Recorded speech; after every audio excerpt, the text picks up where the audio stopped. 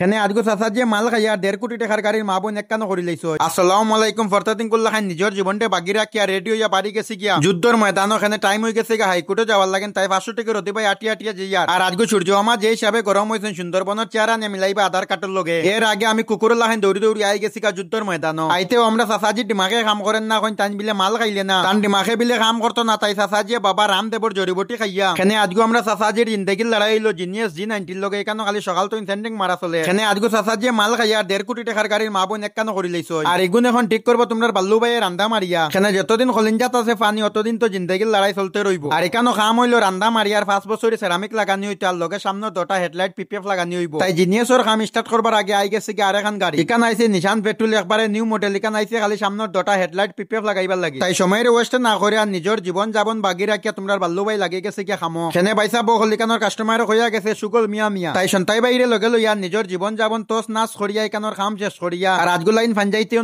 শেষ করিয়া please like follow subscribe করিয়া সবে ইউটিউব চ্যানেল আর ফেসবুক পেজটা গিয়া ফলো করিও।